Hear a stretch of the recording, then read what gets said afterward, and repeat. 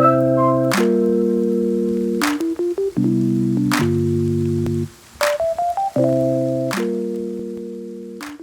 amigos, bienvenidos a Personaje de la Semana de Caracol Radio. Recientemente ha sido una fecha donde todo el país ha estado reflexionando sobre la salud mental y en especial con todo lo que ha sido este tiempo tan duro de pandemia, con toda la situación que se ha presentado, y varias veces hemos querido tocar este tema porque tiene toda la relevancia.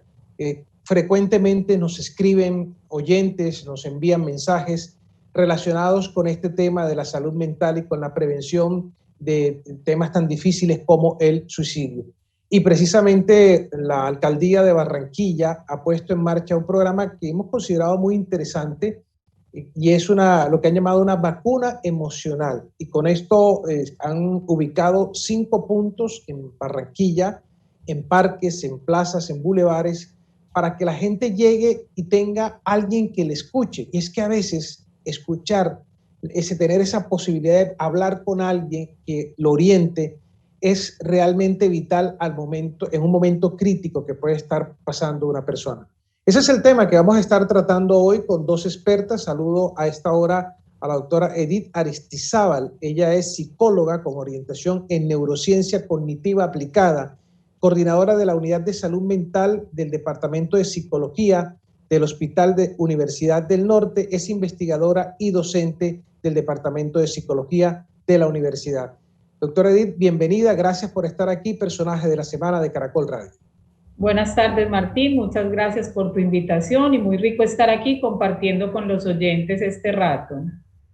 Bueno, ya usted me escuchó el inicio del programa cuando hoy, que es domingo, que es un amanecer, que la gente pues está en sintonía de Caracol o nos sigue a mediodía a través del Facebook de Caracol Radio, pues a veces la gente puede encontrarse desesperada, llena de dificultades, que puede ser por que perdió el empleo, por una pérdida de un familiar. Ha sido un tiempo difícil, así lo dicen los estudios que ustedes también han consultado. Sí, claro, los estudios nos muestran un aumento en las patologías mentales. A veces se ha presentado 2 tipos de cosas. Una, que una patología ya existente se cronifica o se intensifica, es decir, una persona que previo a la pandemia ya presentaba episodios depresivos, ahora sus episodios depresivos se han vuelto más intensos, más fuertes, con sintomatología más grave. O se ha presentado también el caso que sin existir una patología mental, por efecto del confinamiento, de las restricciones en la movilidad, se presenten trastornos, particularmente trastornos de ansiedad y de depresión. Lo más fuerte que se ha presentado son depresiones y trastornos de ansiedad. Hay cifras nacionales, por ejemplo, que ha revelado Medicina Legal y señala que entre enero y julio de este año se han presentado 1.489 muertes por suicidios en el país, 175 más que el año anterior. Y también señala que hay el tema de la depresión, como usted lo señala, en los colombianos ha venido en aumento, siendo también los jóvenes, según este estudio, una población de mayor riesgo. Hablemos un momentico de los jóvenes, porque bueno, de pronto el joven está en su casa, le ha cambiado por completo la vida y allí hay como unos riesgos que el joven está afrontando, doctora. Sí, claro. Nosotros hemos visto también en una investigación que hicimos y adelantamos en el Hospital Universidad del Norte que la edad de mayor riesgo era como entre 15 y 24 años para los intentos de suicidio. Esto correspondía a una época del desarrollo en la cual para los adolescentes es supremamente importante el contacto social. Ellos necesitan socializar, necesitan reunirse con sus amigos, necesitan salir a la calle, necesitan liberar las tensiones a partir del contacto social. Una vez que se restringe el contacto social, se acumulan las tensiones y esas tensiones pueden llevar en algunos casos a episodios de irritabilidad, de agresión o en otros casos a episodios depresivos por el hecho del aislamiento y el confinamiento. Las medidas de seguridad que son supremamente importantes para contener el virus, eso no lo negamos, han producido afectaciones, particularmente en los jóvenes, porque ellos tienen una mayor necesidad de socializar.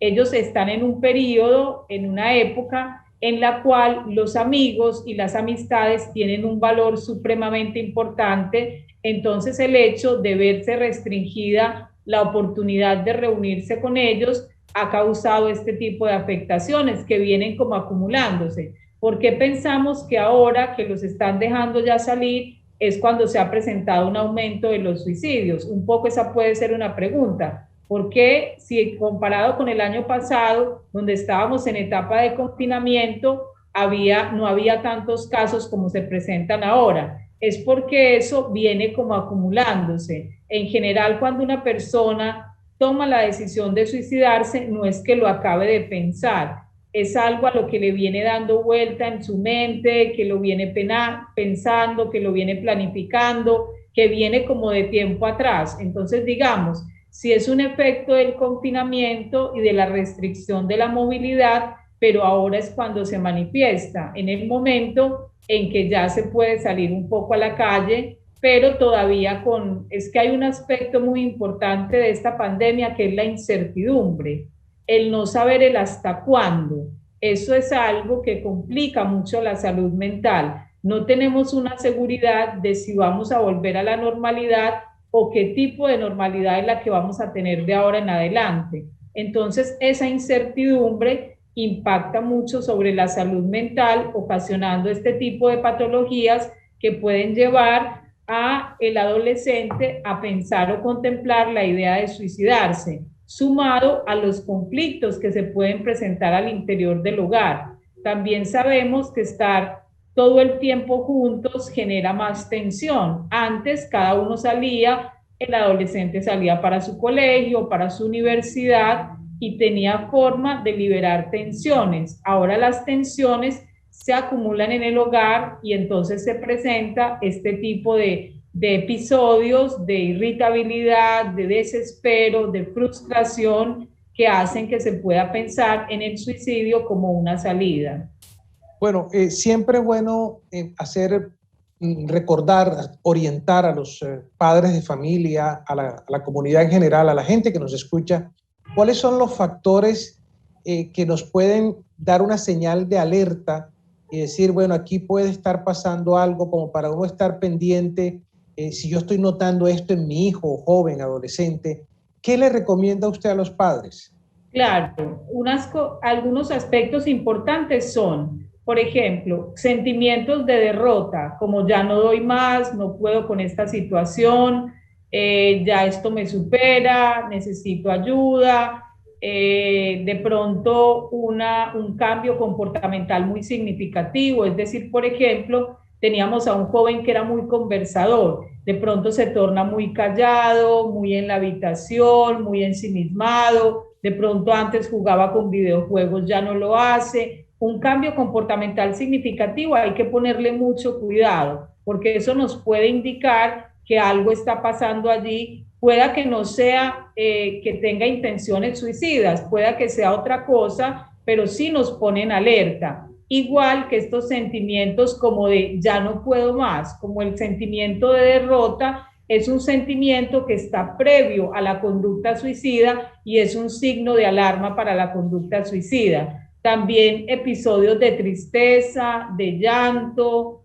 de sentimientos de soledad muy acentuados, como que el adolescente diga, me siento muy solo, no tengo con quién hablar, se me ha reducido el espacio de compartir con mis compañeros. Entonces, un sentimiento marcado de soledad es otro signo de alarma. También representa un peligro para la conducta suicida el consumo de alcohol o de sustancias psicoactivas. ¿Por qué? Porque este tipo de comportamientos desinhiben la conducta. Entonces, si él ya lo venía pensando, lo puede realizar más fácilmente cuando ya se presenta este tipo de comportamiento. Entonces, que esté aumentando el consumo de alcohol o que de pronto esté consumiendo una droga es un factor de riesgo para la conducta suicida. Estamos conversando sobre el suicidio, sobre la salud mental. Nos acompaña la doctora Edith Aristizábal y se une a este diálogo también a esta hora la doctora Astrid Arrieta. Ella es psiquiatra, investigadora, actualmente jefe del CARI Mental y docente de la Universidad Libre. Y ha sido también presidente de la Asociación Colombiana de Psiquiatría y de la Asociación de Psiquiatría del Atlántico. Doctora Astrid, bienvenida. Gracias por estar aquí en Caracol Radio. Buenas tardes, muchas gracias por la invitación y bueno, qué más que nuevamente agradecer el que este tipo de campaña y esta preocupación que ya no se puede tapar, que hace mella no solamente en la población colombiana, sino en el mundo entero. El ejemplo lo tenemos en Japón, que creó el Ministerio de la Salud Mental. Vamos para allá y esto se va a complicar más. Sí, esto se va a complicar con toda la realidad, este tiempo de incertidumbre, como decía la doctora Edith hace un momento que estamos viviendo. Bueno, la doctora Edith nos hablaba de los estudios, de la investigación que se han hecho desde el Hospital Universidad del Norte. Y usted, por ejemplo, que tiene a su cargo también lo que es CARI Mental, que es una institución que recibe a muchos pacientes, ¿qué tipo de análisis hacen ustedes de la situación a partir de la misma realidad que están atendiendo? Bueno, además de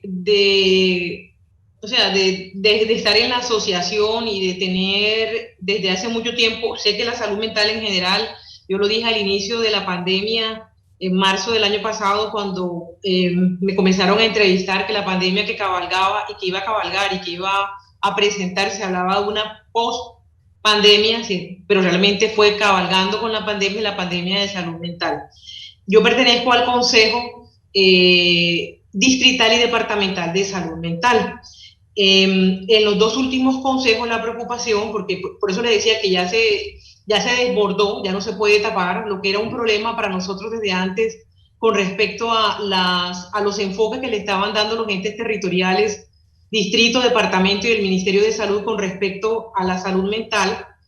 Dentro de esto, pues a la psiquiatría, sin descontar pues todo lo que tiene que ver, todo lo que está alrededor, trabajo social, psicología, psiquiatría, que tiene que ver con la parte de la tranquilidad y salud mental, que se les desbordó. Yo les decía desde antes que viniera la pandemia que era la cenicienta de todos los programas, a pesar de lo que la estadística mostraba. O sea, de las 10 primeras causas, 4 pertenecen directamente de enfermarse. En medicina, 4 pertenecen directamente a los problemas de salud mental.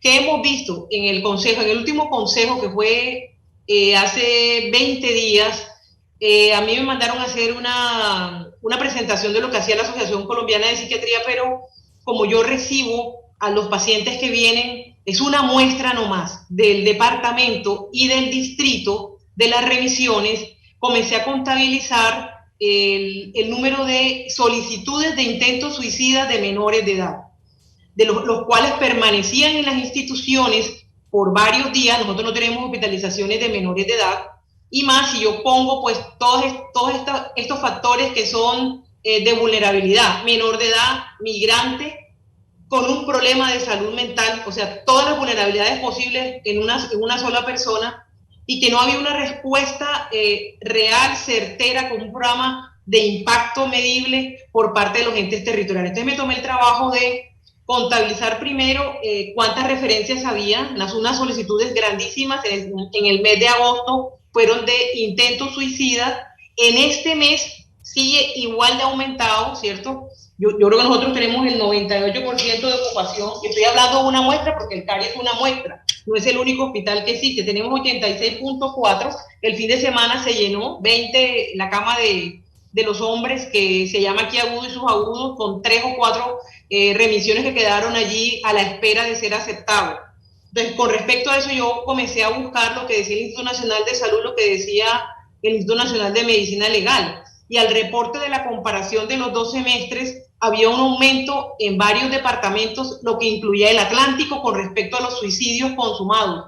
Así sea que se comparara con los intentos suicidas, que es diferente, estamos hablando de la consumación del suicidio, con los intentos suicidas de Colombia, habían disminuido los reportes. Entonces lo que llevaba a la conclusión era que la gente no estaba consultando, o los accesos a los servicios de parte de los responsables, que son las CAPB, las CPS, no le estaban facilitando la labor y se llenaban los servicios de urgencia, de las cuales yo sí tenía conocimiento para recibir. De los intentos suicidas, de pronto en las referencias, en los reportes que se hacen, se vigila abajo, pero los suicidios consumados altos y con una gran preocupación, que es una preocupación en salud pública, que son en los adolescentes, la población entre 15 y 24 años. Eso sí, o sea, no estamos diciendo que para menores de 15 años haya suicidios consumados. Hay suicidios consumados.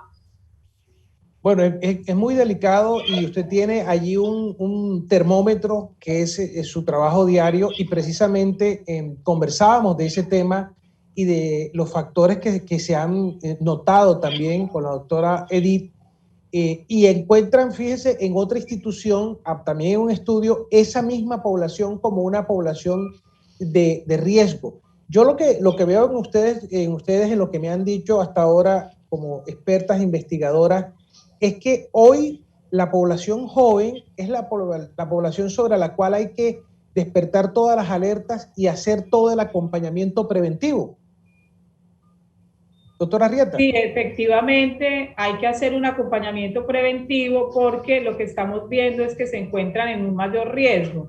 Entonces, es importante a veces, por ejemplo, hay un mito de no preguntar sobre el suicidio, porque se tiene temor de preguntar por el suicidio porque cree que eso incentiva más el comportamiento. Al contrario, hay que poder preguntar sobre eso cuando vemos un cambio comportamental significativo, una baja autoestima, un sentimiento de derrota, un consumo de alcohol y sustancias psicoactivas. Este tipo de signos de alarma, cuando nosotros las veamos, ahí es cuando debemos hacer la intervención y preguntar directamente al joven si ha pensado en esta posibilidad para poder hacer una inversión a tiempo, una intervención a tiempo que produzca porque es que son eventos prevenibles, se puede de todas formas detener el comportamiento siempre y cuando se actúe a tiempo. Entonces hay que perder un poquito el miedo, el mito de que no se puede hablar sobre eso. Es un tema que se puede dar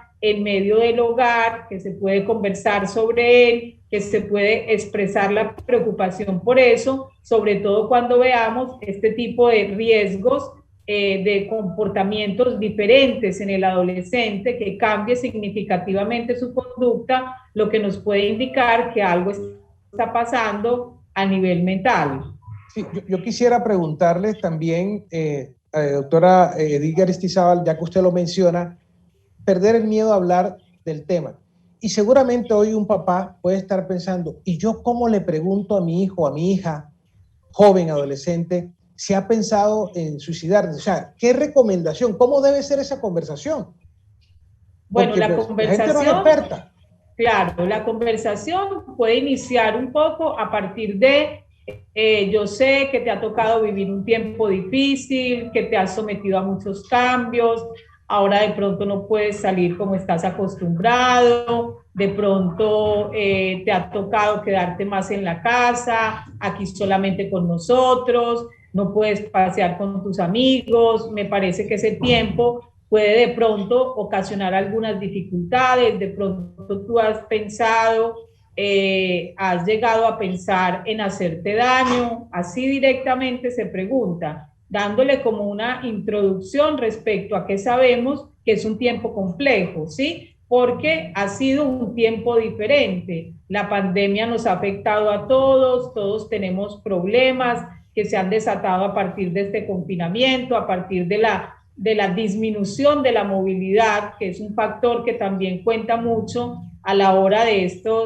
del sentimiento como de atrapamiento, que puede ser previo a la conducta suicida. Entonces preguntarlo así al hijo, ¿sí? Cuando vemos este tipo de cambios e incluso sin que los veamos, porque pueda que sea algo silencioso, que se esté dando y gestando ahí sin que nosotros nos demos cuenta, porque no hace una manifestación a nivel del comportamiento. Cuando cambia el comportamiento ya es un signo de alarma, pero qué tal que de pronto no se produzca ese cambio y ya esté el joven teniendo las ideas. Entonces de pronto empezar, Martín, hablando de la dificultad del tiempo que hemos vivido, de la incertidumbre, de lo que ha ocasionado la pandemia en muchos jóvenes que de pronto le pueda estar pasando a él también. Sí. Perdona, yo aquí intervengo. Sí, nosotros como Asociación Colombiana de Psiquiatría, yo vengo trabajando el tema del suicidio desde antes de la Asociación Colombiana de Psiquiatría, o sea, desde antes de llegar, esta era como la tercera vez que llegaba a la asociación, pero mi preocupación permanente ha sido esos suicidios que se pueden prevenir, ¿ya? Y especialmente en una población joven porque son años de vida perdidos. Aquí se hizo, en el Atlántico se hizo una campaña grande con el lema de la Organización Mundial de la Salud, que era Trabajemos Juntos para la Prevención del Suicidio, donde tú ves que se hacen campañas en diferentes sitios, entes territoriales, y la idea era que todos nos uniéramos exactamente como decía el lema para hacerlo. Pero la asociación, al año siguiente, es el 2019, comenzamos una serie.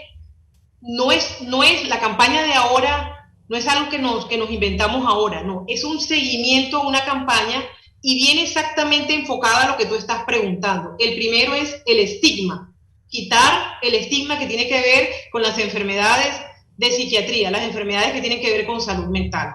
Entonces la gente, cuando tú hablas de tristeza, la causa más común, digamos así, que tiene mayor probabilidad de causar suicidio son las enfermedades en psiquiatría, enfermedades en salud mental, y dentro de eso, la depresión.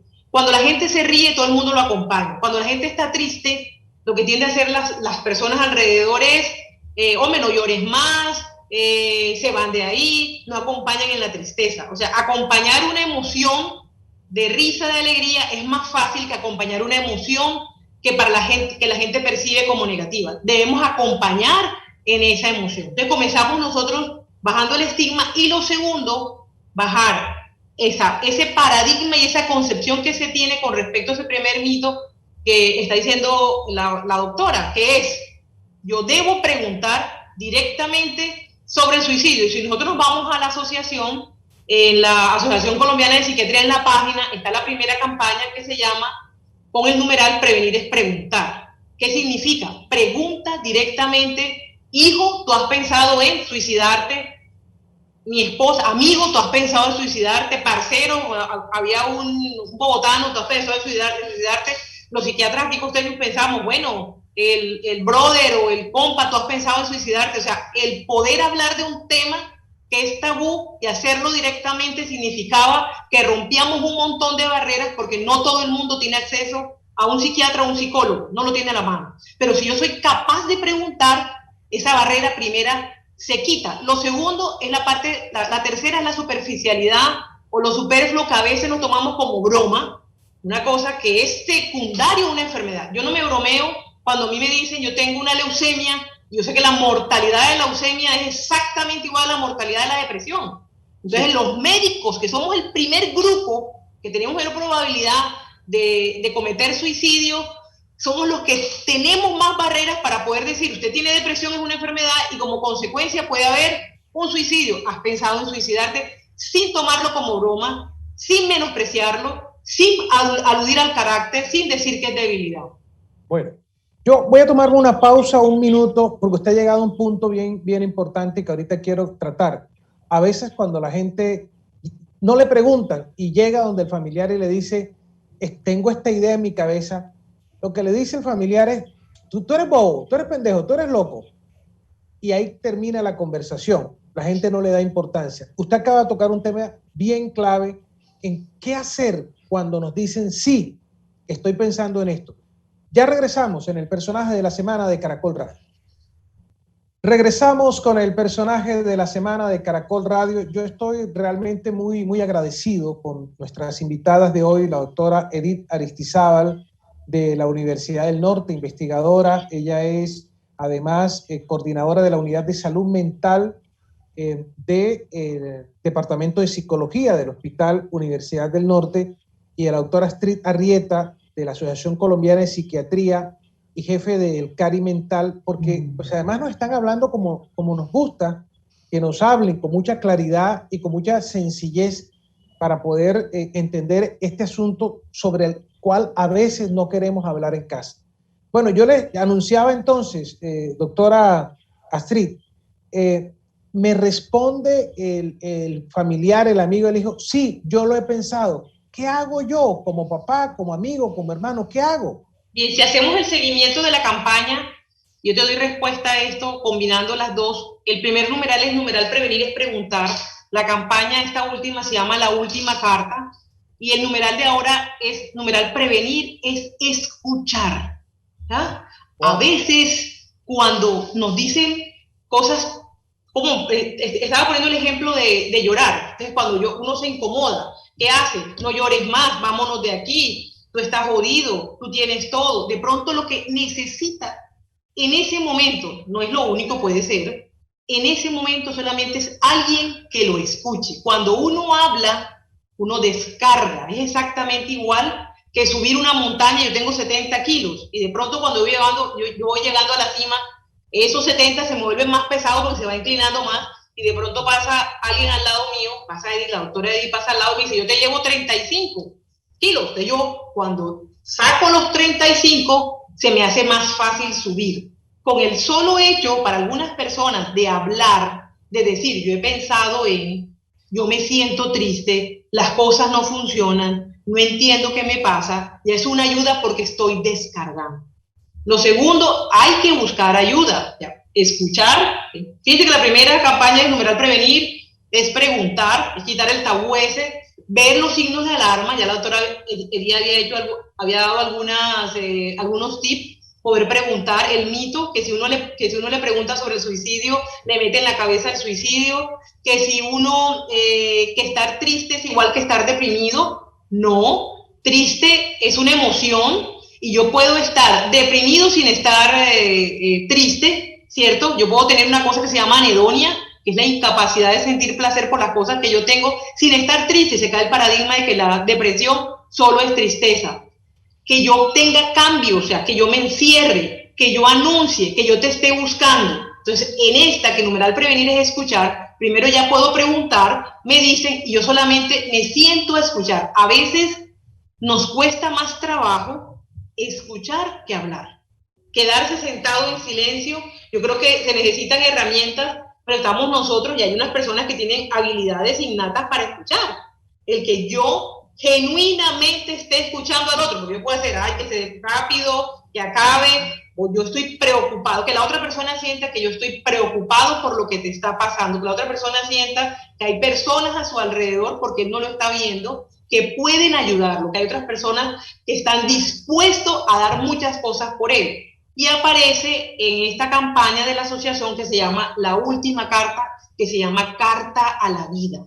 Significa que personas que perdieron a un familiar, al amigo, al hijo, al padre, al esposo, y que en algún momento pudieran en este momento decirle a esa persona que se fue, qué le hubiera gustado decirle para que se quedara, y se elaboró una carta con todas esas cartas reales y seguimos recibiendo, donde se le está diciendo, yo estoy aquí para ayudarte, sé que estás viendo palabras reales, estoy de cartas reales, yo estoy dispuesto a estar contigo, sé que estás viviendo un momento negro, pero vas a pasar, hay personas que te quieren y estamos dispuestos y estamos aquí para estar contigo. O sea, esas cartas que el papá, que el amigo, que el vecino, que el esposo no pudo en su momento darle a esa persona que ya se fue. Es una carta de entrega a esta otra persona que en algún momento está pensando en querer quitarse la vida. Se llama La Última Carta, Carta a la Vida, y numeral prevenir también es escuchar. Yo creo que con el escuchar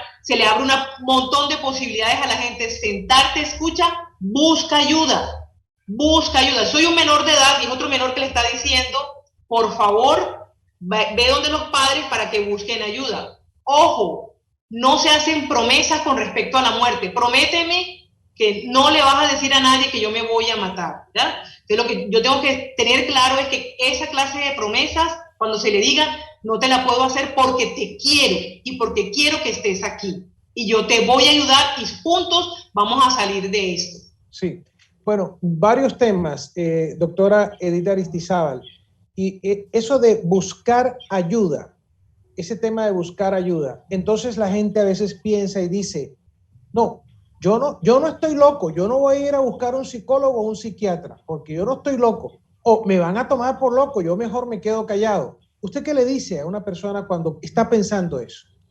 Lo más importante es tener en cuenta que la depresión es una enfermedad como tener una gripa, es decir, tenemos que desmitificar un poco el concepto de lo mental y asociarlo con la locura. Hay enfermedades que pueden pasarle igual que puede pasar una enfermedad física. Entonces, de pronto, decirle, no, hijo, tú no estás loco, no es que yo considere que ya estás perdiendo la razón, sino que yo veo que estás atravesando un momento difícil, que te encuentras en una encrucijada, que no encuentras solución, que has pensado en la posibilidad de hacerte daño y eso me obliga a buscar ayuda, a buscar una ayuda idónea que puede ser un psicólogo o un psiquiatra, pero yo no puedo dejarte sin recibir esa ayuda porque tú la necesitas.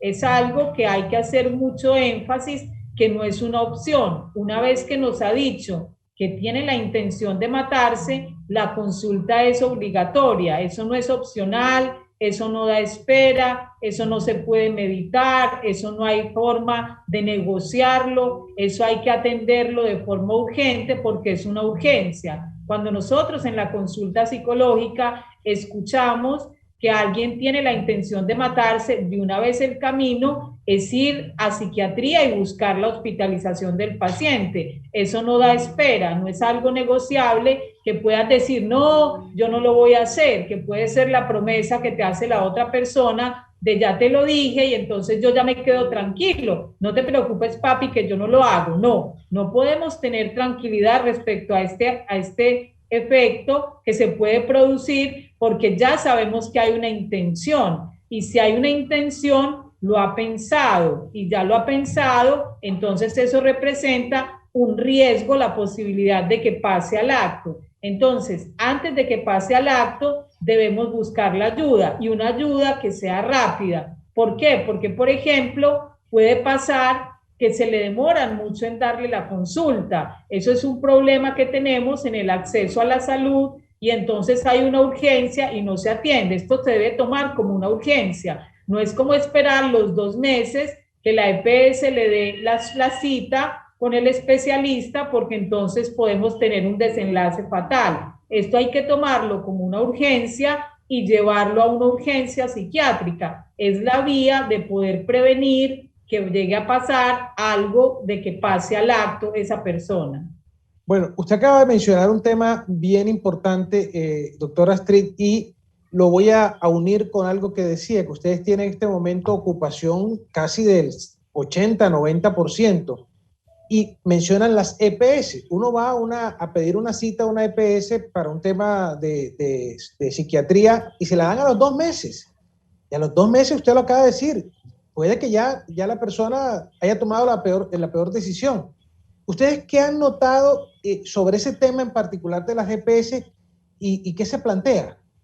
Bueno, como yo te decía que estaba en el Consejo Departamental y Distrital, en el Consejo Departamental la política es así, para que el secretario de salud de todos los entes territoriales, distritales, municipales, todos, o sea, los distritales de cada municipio y los departamentales, pues los departamentos, el secretario tome sus lineamientos con respecto a salud mental, tiene que conformar un consejo. El consejo está conformado por los entes de control, defensoría, personería, está conformado por un representante de la academia, un representante de la Asociación de Psiquiatría, un representante de la Asociación de Psicología, un representante de los usuarios, un representante de trabajo social, o sea, de todo, de las universidades. Entonces, nosotros decimos, el secretario, el deber ser es, el consejo da consejo y le dice, en este momento estamos en pandemia y el suicidio ha aumentado.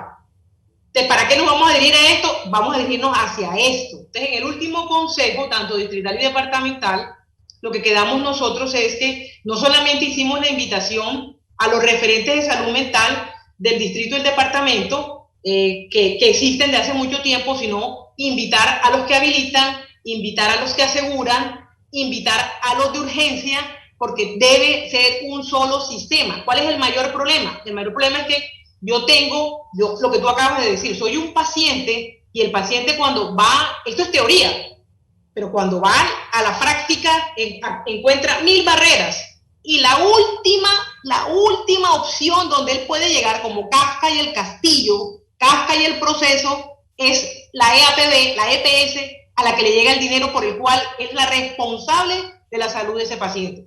Entonces, ¿qué decidimos?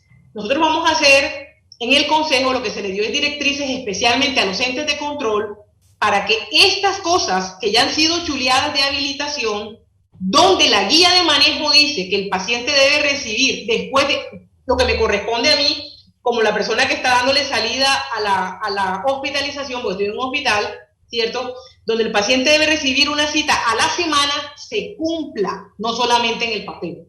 Pero ahí sí yo convoco a todos, porque yo solamente soy una partecita de un sistema grande.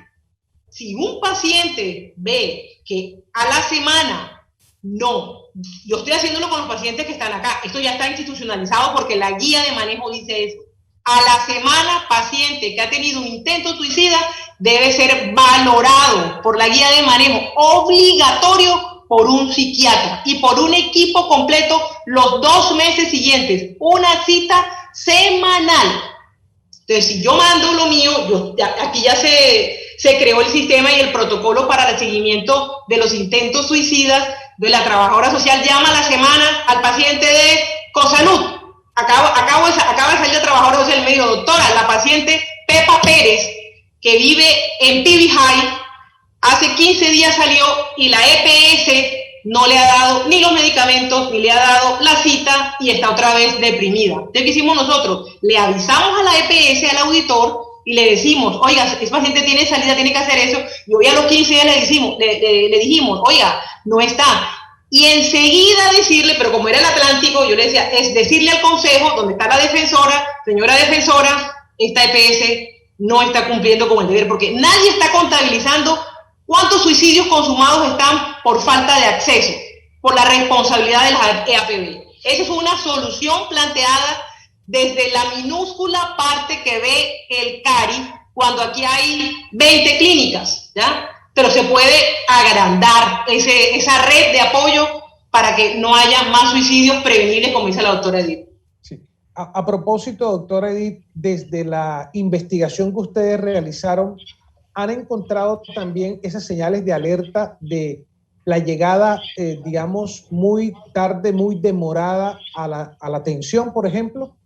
Sí, claro, hemos encontrado que, por ejemplo, el joven expresa la intención suicida, que a veces los padres la banalizan y dicen que es un llamado de atención, que lo está haciendo por llamar de atención, que eso no, que no, mijo, eso son ideas suyas, eso es una bobada, no ponga así. Esa es como la primera barrera, el que no se escuche con el carácter de urgente, pero luego ya está el acceso a la clínica, el acceso al hospital. Entonces, cuando llega y una vez que ingresa por urgencias, el paciente de una vez se le ordena la interconsulta por psiquiatría y psicología. Se le dan las 2 valoraciones para que se determine si hay la necesidad de hospitalizar o si se puede ir a casa con recomendaciones.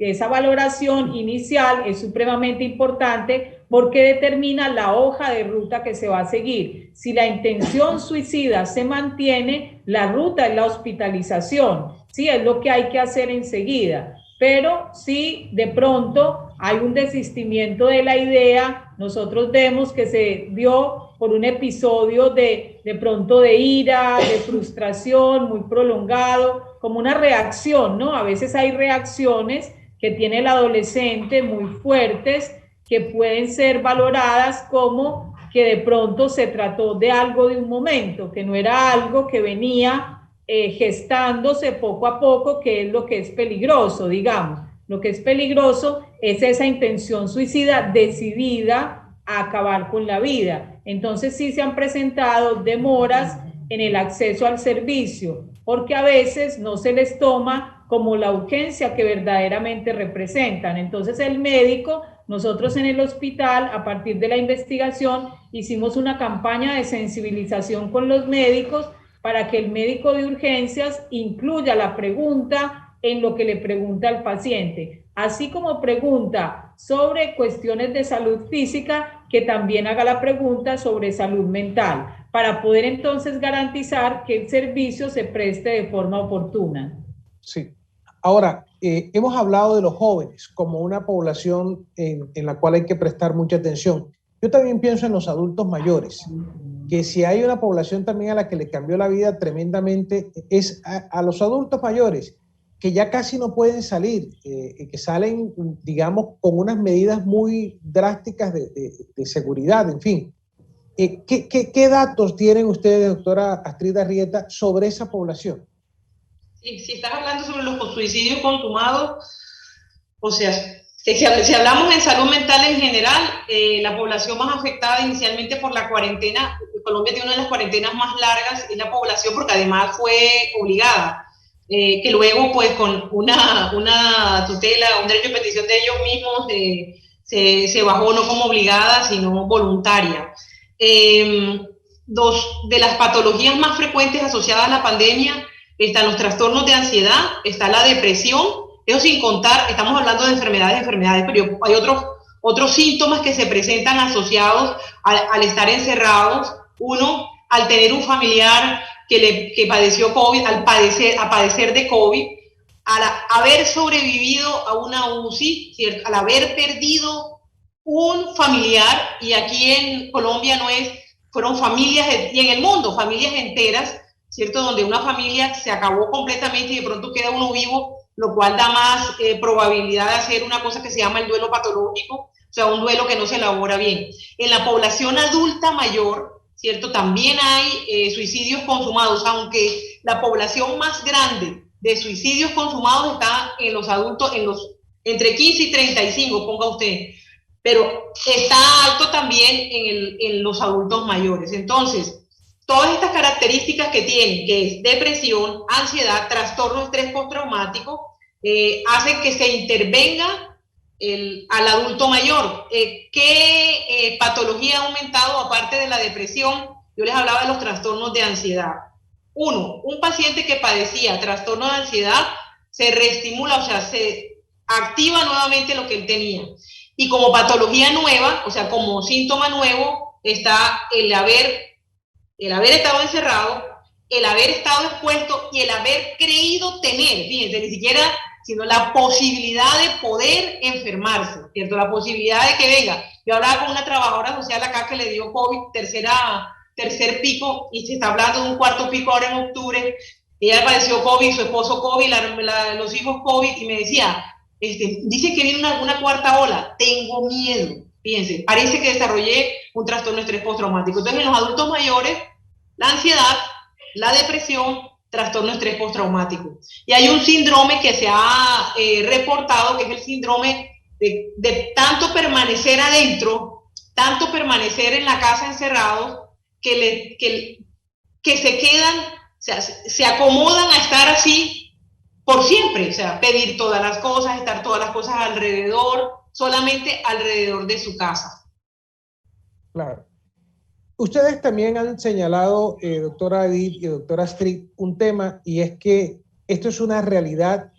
Estamos decía la doctora Edith al inicio, en una incertidumbre permanente. Es decir, hoy yo les quiero plantear, y ya al cierre del programa, qué retos se nos plantean y qué retos, y ustedes han planteado varios, pero en este momento, cuando también ha mencionado la doctora Astrid, estamos hablando de un cuarto pico, probablemente, es decir, esto continuará, todavía continuará, no sabemos en qué momento pare. Entonces, hoy, ¿cuáles son los retos del sistema de salud para atender esta realidad? Yo quisiera escuchar la primera doctora Edith y después doctora Astrid. Sí, el reto es lograr la cobertura que se necesita del servicio de salud, que el servicio de salud llegue y llegue de manera oportuna, porque digamos, el sistema de salud está, el problema es cuándo te van a atender, en qué momento, debido a la urgencia que se está presentando. Entonces, acortar los tiempos de espera es demasiado importante en este momento. Entender que estamos en una situación de calamidad que exige acciones preventivas demasiado fuertes y contundentes. O sea que hay que por un lado, hacer más campañas de prevención que puedan ir a más personas y por el otro lado, poder responder de forma oportuna, que no haya tanta demora en la solución de la cita cuando se trata de un evento de salud mental, que se tome tan urgente como un evento de salud física, como cuando hay una urgencia cardíaca. Eso no da espera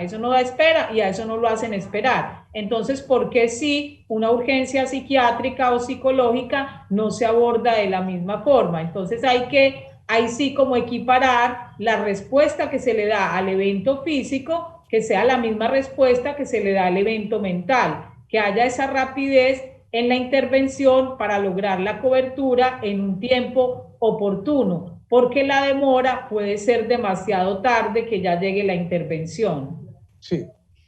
Doctora Astrid. El reto, bueno, ella abarcó ahí bastantes cosas. Yo te voy a decir, reto 1, que realmente el impacto de esto logre salvar vidas. Una vida que se salve es un chulo más. 2, segundo reto, que cada ente y área haga lo que tenga que hacer, que esa es su obligación. Los entes de control que supervisen, la CAPB, que hagan lo que es su responsabilidad. Dar salud, proteger la salud, prevenir la enfermedad y tratar, que es donde tenemos el hueco más grande, ¿cierto? El de la vigilancia y el de la asistencia. El reto número 3 es que los médicos, tal como está diciendo ella, puedan tener una visión más grande, no la visión del caballo que tiene las dos cositas de aquí para que vean el rectángulo, sino la de la mosca que tiene casi 360 y sepa que eso que está al frente, que él está viendo, es una urgencia médica y que el que él no lo sepa hacer no significa que no exista, sino que él no lo sabe hacer y que es su responsabilidad, sea por negligencia, el que no tenga el conocimiento para poder ayudar a una persona que tiene un problema médico y que ese problema médico tiene una consecuencia mortal. Y el reto mayor que tiene que ver es que ojalá cambiasen desde el Ministerio de Salud programas específicos que midieran el impacto con investigación y pudiéramos nosotros obtener nuestra propia estadística para hacer los programas enfocados con estos resultados.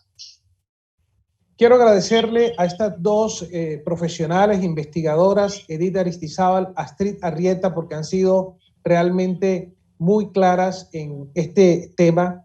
Me quedo con varias reflexiones, como ellas lo han dicho, la responsabilidad de todos los entes, la responsabilidad de las entidades públicas, la responsabilidad de nosotros como padres de familia de preguntar y escuchar, de escuchar a nuestros hijos, a nuestros hermanos, a nuestra pareja, a nuestros padres, y saber que hay esperanza, porque como bien decía la doctora Astrid, hay que tener la esperanza de que podemos salir adelante escuchando y buscando ayuda oportunamente. Gracias por estar con nosotros, personaje de la semana, y por ayudar tanto a la gente y a los oyentes de Caracol Radio. Muchas gracias a ti, Martín, por la invitación. Sí, muchas gracias. Y a ustedes, amigos de Caracol, hoy es un hermoso domingo, es un amanecer. Escuche el canto de los pájaros. Prepárese un cafecito y tenga la buena esperanza de que vamos a salir adelante. Quédese con la mejor programación, la de Caracol Radio.